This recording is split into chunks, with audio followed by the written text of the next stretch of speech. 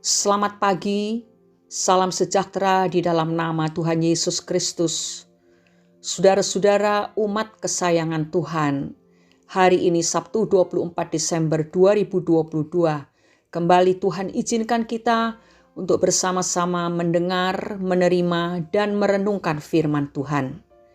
Renungan hari ini berjudul Palungan, Salib, dan Mahkota. Kita akan membaca 3 ayat, yaitu Injil Lukas pasal 2 ayat 6 dan 7, Matius 26 ayat 2, dan Ibrani pasal 2 ayat 9. Lukas 2 ayat 6 dan 7 demikian bunyinya. Ketika mereka di situ, tibalah waktunya bagi Maria untuk bersalin, dan ia melahirkan seorang anak laki-laki, anaknya yang sulung, lalu dibungkusnya dengan lampin dan dibaringkannya di dalam palungan, karena tidak ada tempat bagi mereka di rumah penginapan. Matius 26 ayat 2, demikian bunyinya.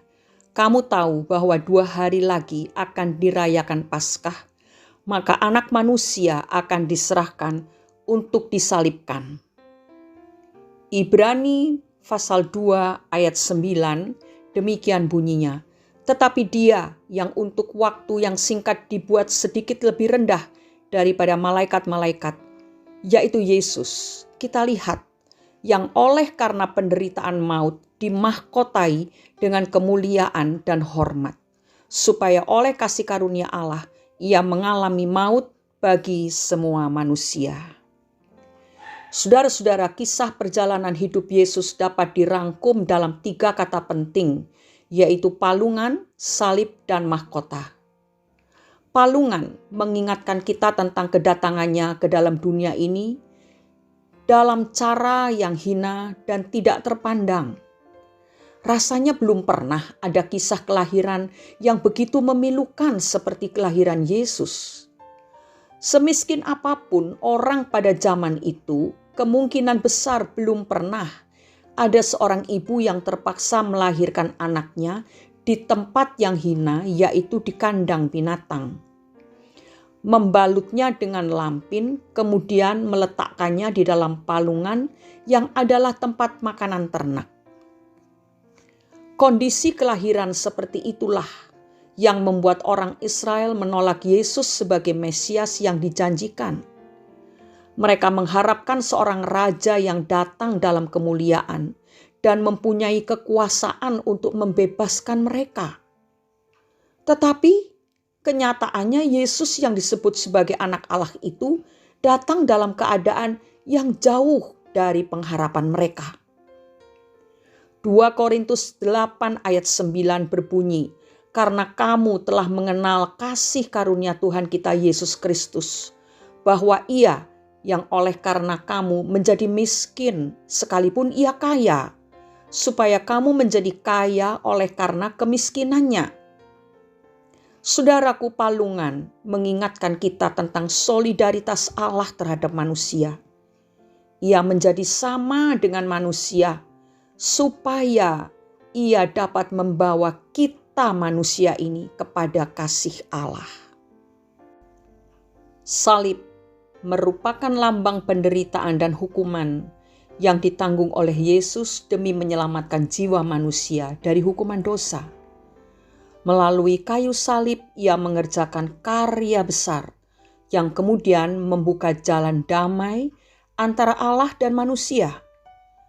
Salib itulah yang telah mendamaikan manusia dengan Allah dan memberikan kepada kita kesempatan untuk menerima keselamatan yang disediakan oleh Allah. Salib mengingatkan kita bahwa manusia tidak mungkin mendapatkan keselamatan hanya dengan melakukan kebaikan, karena kebaikan kita tidak sempurna. Tanpa salib, kita akan selamanya terhilang.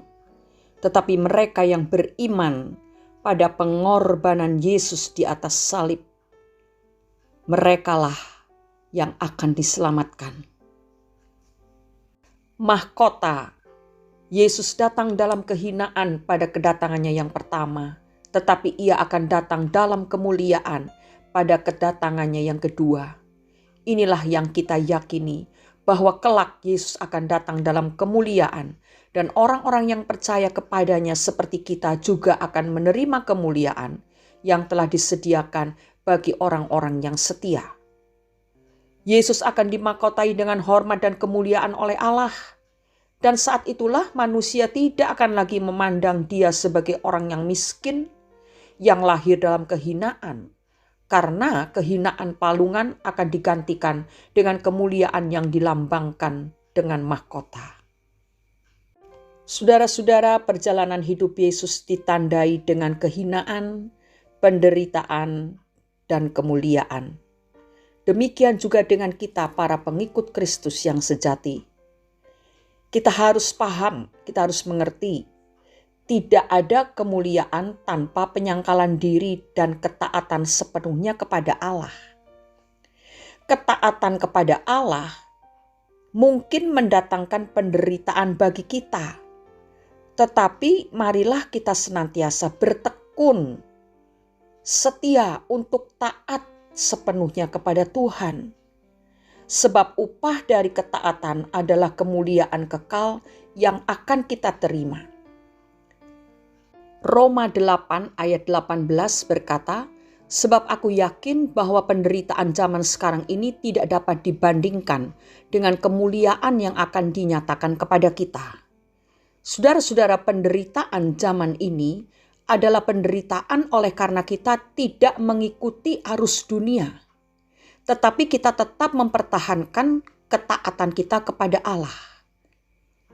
Sebab itu, jangan takut untuk taat kepada Tuhan. Walaupun mungkin saja karena ketaatan itu kita menderita. Sebab seperti Rasul Paulus katakan, penderitaan yang kita alami sekarang ini tidak dapat dibandingkan dengan kemuliaan yang akan dinyatakan kepada kita. Dari sini kita bisa menarik kesimpulan bahwa kemuliaan yang diberikan kepada kita yang taat, tekun, dan setia kepada Tuhan itu luar biasa. Kita benar-benar menjadi anak-anak Allah yang tinggal bersama-sama dengan Allah kita dalam sorga yang mulia. Oleh sebab itu marilah kita saling mendoakan satu dengan yang lain. Walaupun kita tidak saling mengenal. Kita saling mendorong dalam iman dengan saudara-saudara seiman yang kita kenal. Kita saling menguatkan, saling menghibur satu dengan yang lain.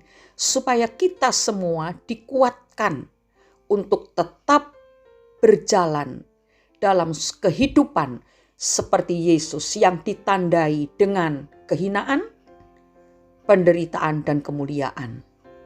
Kehinaan bukan karena kita hidup dalam dosa, tetapi mungkin banyak cemooh, banyak sindiran dan hinaan kita terima sebab kita berpegang teguh kepada kebenaran firman dan melaksanakan kehendak dan perintah Allah dalam hidup kita sehari-hari.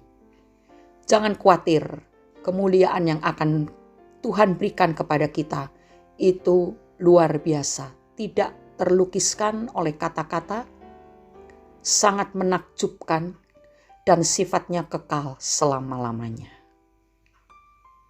Mari kita berdoa. Terima kasih Tuhan, pagi hari ini kami sungguh bersyukur. Oleh karena kasih setia Tuhan, maka kami dapat hidup sampai saat ini dan diajar oleh Tuhan untuk menjadi orang-orang yang siap menerima kemuliaan yang akan Tuhan berikan. Ajari kami menjadi seperti Yesus yang begitu tunduk dan taat pada kehendak Bapa, sehingga Yesus layak menerima segala kemuliaan. Seringkali kami tidak tahan dengan penderitaan yang harus kami tanggung saat kami mau melaksanakan perintah Tuhan dan tidak menuruti arus dunia yang menghancurkan hidup kerohanian kami. Tetapi kami percaya Roh Kudus dan kuasa firman selalu memberikan kekuatan kepada kami sehingga kekuatan rohani kami semakin lama semakin bertambah.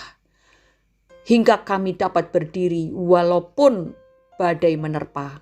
Kami tetap tegak berdiri di dalam kebenaran firman Tuhan. Terima kasih untuk kekuatan yang Engkau berikan kepada kami.